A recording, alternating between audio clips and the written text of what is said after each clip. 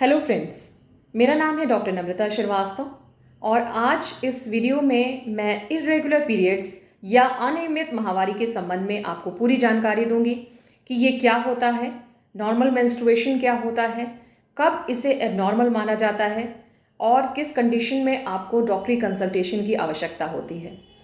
Video को ध्यान से देखिएगा क्योंकि लास्ट में मैं एक बोनस टिप भी सभी महिलाओं के लिए शेयर करूंगी। सबसे पहले तो ये जानना ज़रूरी है कि सभी महिलाएं अलग होती हैं, सबकी बॉडी कंस्ट्रक्शन अलग होता है, उनकी बॉडी की रिक्वायरमेंट्स अलग होती हैं, उनकी दिनचर्या अलग होती है और बहुत सारी कंडीशंस और फैक्टर्स उनके पीरियड्स को रेगुलेट करते हैं। बिफोर अंडरस्टैंडिंग एबनॉर्मल, यानी कि जब आप ये समझने की कोशिश करते हैं कि एबनॉर्मल पीरियड का क्या है, उससे पहले ये जानना ज़रूरी है कि नॉर्मल पीरियड्स यानी नॉर्मल मेंस्ट्रुएशन की डेफिनेशन क्या होती है। तो इसके अनुसार अगर किसी भी महिला के पीरियड्स 21 से 35 दिन के बीच में आते हैं तो इन्हें सामान्य समझा जाना चाहिए। इसके अलावा ये भी डिपेंड करता है कि इस दौरान उसमें कितना फ्लो रहता है। नॉर्मली अगर 2 से 8 दिन के बीच में अगर फ्लो रहता है तो इसे नॉर्मल कंसिडर किया जाता है।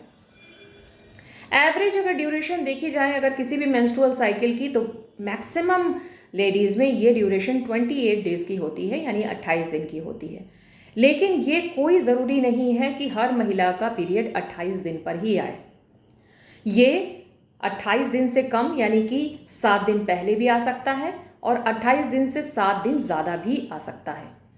तो इसके अनुसार अगर देखा जाए तो 21 से 35 दिन के बीच में अगर किसी महिला की साइकिल है और वो रेगुलरली उसी को मेंटेन बनी रहती है तो उसे बीमारी नहीं मानना चाहिए। इसके अलावा जो फ्लो होता है अगर वो 2 दिन से कम है तो फिर ये बीमारी की कैटेगरी में आता है, और अगर 8 दिन से ज़्यादा रहता है, ज़्यादा फ्लो होता है, क्लॉटिंग होती है, तो भी ये बीमारी की कैटेगरी में आता है। उम्मीद करती हूँ कि इस नॉर्मल डेफिनेशन को आप समझ पाए होंगे, क्योंकि अगर आप नॉर्मल की डेफिनेशन को समझ लेते हैं तो एबनॉर्मल को समझना थोड़ा आसान हो जाता है। जनरली एबनॉर्मल मेंस्ट्रुएशन 20 दिन से कम यानी कि किसी किसी का 15-15 दिन पर भी आने लगता है, और 35 दिन से ज़्यादा अगर किसी का जा रहा है 40 दिन, 1.5 महीना, 2 महीना, तो भी ये एक प्रॉब्लम की कैटेगरी में आता है। और ये एक जांच का विषय है कि किस कारण से पीरियड या तो बहुत जल्दी आ रहे हैं या तो बहुत लेट आ रहे हैं। पीरियड की क्वांटिटी, अगर 2 दिन से कम पीरियड रह रहा है, बहुत कम फ्लो होता है, स्पॉटिंग रहती है केवल और अच्छे से फ्लो नहीं होता, तो ये भी एक बीमारी है। 8 दिन से ज़्यादा रहना, बहुत ज़्यादा दर्द होना, इसके साथ साथ बहुत ज़्यादा फ्लो होना, ये भी एक बीमारी की कैटेगरी में आता है। तो अब जान लेते हैं कि इन अनियमितताओं के, इन इरेगुलरिटीज़ के कारण क्या होते हैं और क्यों हो जाते हैं इस तरीके की प्रॉब्लम्स। तो सबसे बड़ी वजह महिलाओं के अंदर जो होती है वो जिम्मेदार होती है उनके हार्मोनल लेवल से। नॉर्मली पीरियड्स को 2 हार्मोन्स रेगुलेट करते हैं जिन्हें कि एस्ट्रोजन और प्रोजेस्टेरोन कहा जाता है। मुख्यतः यही दोनों पीरियड्स को रेगुलेट करते हैं, लेकिन एस्ट्रोजन और प्रोजेस्टेरोन का लेवल हमेशा एक समान नहीं रहता। बहुत सारी मेडिकल कंडीशंस, बहुत सारी समस्याएं बॉडी में अगर होती हैं तो ये उसकी वजह से ये इनकी लेवल्स अप डाउन होने लगती है। फॉर एग्जाम्पल, अगर कोई महिला थायराइड की पेशेंट है तो उसके अंदर भी एस्ट्रोजन और प्रोजेस्टेरोन के लेवल्स थोड़ा गड़बड़ होने लगते हैं और इसका नतीजा पीरियड्स की इरेगुलरिटीज़ पे साफ दिखाई देता है। पॉलीसिस्टिक ओवेरियन डिजीज़ एक ऐसी बीमारी जो आजकल बहुत कॉमन है। ये भी एक हार्मोनल डिसऑर्डर है और इसमें सबसे ज़्यादा एस्ट्रोजन और प्रोजेस्टेरोन लेवल्स डिस्टर्ब होते हैं, जिसकी वजह से या तो पीरियड बहुत जल्दी जल्दी आता है या फिर महीनों महीनों के लिए लेट हो जाता है। इसके अलावा अगर कोई व्यक्ति अचानक से या कोई महिला अचानक से वेट लूज़ करती है, उनका वेट अचानक से गिर जाए या फिर बहुत वेट गेन कर लें, अचानक से उनका वेट बहुत बढ़ जाए, तो भी पीरियड संबंधी प्रॉब्लम हो सकती है। इसके अलावा जो महिलाएं बहुत ज़्यादा मेहनत करती हैं, यानी कि उन्हें शारीरिक जो काम है, उनकी दिनचर्या है वो बहुत ज़्यादा मेहनत वाली है, तो ऐसी कंडीशन में भी ज़बरदस्त थकान और इन सारी कंडीशंस की वजह से भी मासिक धर्म जो होता है वो इर्रेगुलर होने लगता है। आजकल हमारे समाज में एक समस्या जो बहुत कॉमन रूप से मैं देख रही हूँ और वो है स्ट्रेस। स्ट्रेस यानी तनाव। ये एक ऐसी कंडीशन होती है जो दिखने में या सुनने में तो बड़ा सामान्य लगता है, लेकिन ये हमारी बॉडी के अंदर हार्मोनल इरेगुलरिटीज़ को पैदा करता है। स्ट्रेस की वजह से कॉर्टिसोल नाम का हार्मोन बॉडी में प्रोड्यूस होता है और ये कॉर्टिसोल हार्मोन एस्ट्रोजन और प्रोजेस्टेरोन के लेवल को डिस्टर्ब करता है और इसके कारण भी पीरियड्स इरेगुलर हो सकते हैं।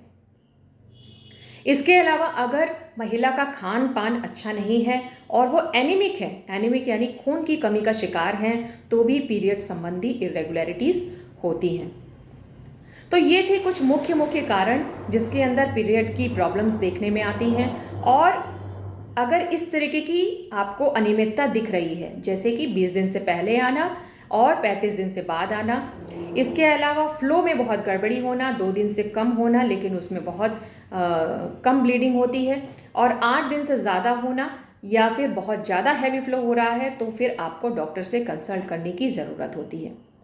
चेकअप करा लेने से ये पता चल जाता है कि आपके अंदर कोई अंडरलाइन डिजीज़ तो नहीं है, और या हार्मोनल प्रॉब्लम है या एंडोमेट्रियोसिस है।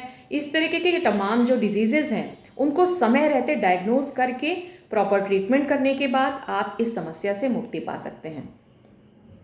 बोनस टिप की अगर बात करें तो होम्योपैथ में भी इसका बहुत अच्छा इलाज है। पीरियड संबंधी सभी बीमारियों का होम्योपैथ में बहुत अच्छा निदान है। और एक मेडिसिन मैं आपसे शेयर करने जा रही हूँ जो कि डिस्मेनोरिया। डिस्मेनोरिया यानी कि पीरियड्स के दौरान होने वाला तेज़ दर्द। वैसे तो दर्द होना पीरियड्स में एक आम बात है, हल्का फुल्का दर्द सभी महिलाओं को होता है, लेकिन कभी कभार सिचुएशन ऐसी हो जाती है कि दर्द इतना ज़्यादा होता है कि महिलाएं अपनी नॉर्मल जो रूटीन दिनचर्या है उसको भी नहीं कर पाती हैं। उनके पेट में मरोड़ होती है, ऐंठन होती है, पैरों में बहुत दर्द होता है और वे काम करने में असमर्थ हो जाती हैं। इसे डिस्मेनोरिया कहा जाता है, यानी पेनफुल पीरियड्स। इसकी होम्योपैथ में एक बहुत अच्छी दवा है जो कि मैं शेयर कर रही हूँ। इसका नाम है वाइबर्नम ओप्युलस। इस दवा की पोटेंसी जो है वो मदर टिंचर यानी कि वाइबर्नम ओप्युलस क्यू में लेना चाहिए, और 10 से 15 बूंद अगर आप आधे कप पानी में डालकर दिन में 3 बार या 4 बार इस्तेमाल करते हैं तो आपको डिस्मेनोरिया नाम की प्रॉब्लम में काफ़ी आराम मिल सकता है। लेकिन बाकी सारी समस्याएं जो अन्य मैंने बताई, जैसे पीसीओडी, एंडोमेट्रियोसिस, बल्की यूट्रस, या फिर चॉकलेट सिस्ट, या फिर हेमोरेजिक सिस्ट, इनके लिए पूरी तरीके से आपको चेकअप करवाने की ज़रूरत है, अपने डॉक्टर से मिलने की ज़रूरत है, अपने सिम्टम्स बताने की ज़रूरत है, और उसके अनुसार जो मेडिसिन निकल के आएगी, जो डॉक्टर्स आपके लिए सिलेक्ट करेंगे होम्योपैथ में, वो आपको सबसे अच्छा काम करेगी। उम्मीद करती हूँ कि पीरियड से जुड़ी हुई महिलाओं से संबंधित ये जानकारी आप सभी के लिए बहुत काम की रहेगी। जानकारी आपको मिली होगी कि क्या होता है नॉर्मल और क्या होता है एबनॉर्मल। तो अगर आपको पसंद आया हो तो ज़रूर लाइक और शेयर करिएगा ताकि किसी ज़रूरतमंद की मदद हो सके।